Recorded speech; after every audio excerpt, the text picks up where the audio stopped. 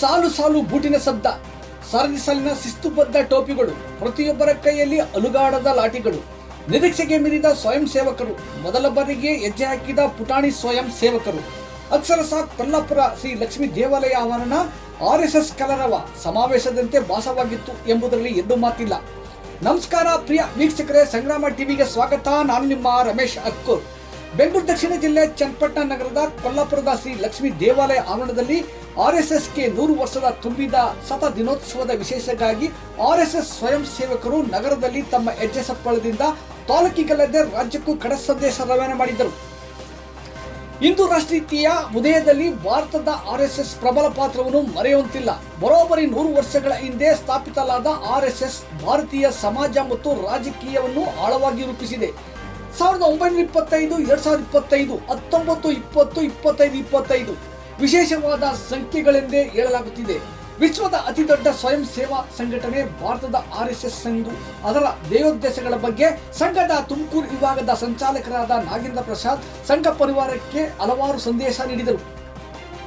ದೇವಾಲಯದಿಂದ ಹೊರಟ RSS ಪಥಸಂಚಲನ MG ರಸ್ತೆ, JC ರಸ್ತೆ, ರೈಲ್ವೆ ನಿಲ್ದಾಣ ರಸ್ತೆ, ಕೋಟೆ ರಸ್ತೆ, ಬೆಂಗಳೂರು ಮೈಸೂರು ಹೆದ್ದಾರಿಯಲ್ಲಿ ಸಾಗಿ ದೇವಾಲಯದಲ್ಲೇ ಮುಕ್ತಾಯ ಮಾಡಲಾಯಿತು. ರಾಜ್ಯದ ಚಿತ್ತಾಪುರ ಪ್ರಕರಣದ ಹಿನ್ನೆಲೆಯಲ್ಲಿ ಚಳುವಳಿಯ ತವರು ಚನ್ನಪಟ್ಟಣದಲ್ಲಿ RSS ಕಿಚ್ಚು ಹರಡುವುದೋ ಎಂಬ ಆತಂಕದಿಂದ ನಗರ ಪೊಲೀಸ್ ಪಹರೆ ಎಚ್ಚರ ವಹಿಸಿ ಯಾವುದೇ ಅಹಿತಕರ ಘಟನೆ ನಡೆಯದಂತೆ ಅಲರ್ಟ್ ಆಗಿದ್ದುದು ವಿಶೇಷವಾಗಿತ್ತು.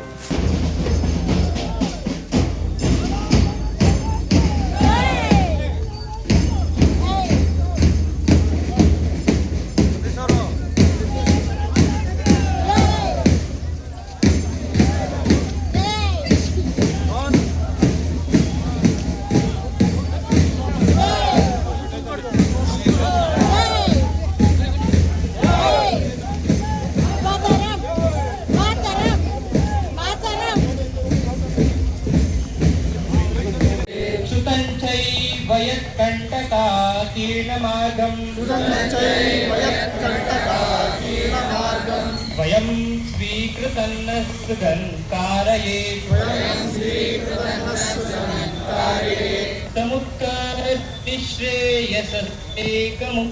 समुत्कर्षश्रेयसस्यैकमुग्रम् परं साधनं नाम वीरव्रतम् तदन्तः स्फुरद्वक्षया ध्येयनिष्ठा तदन्तः प्रजागर्तु तीव्राणि च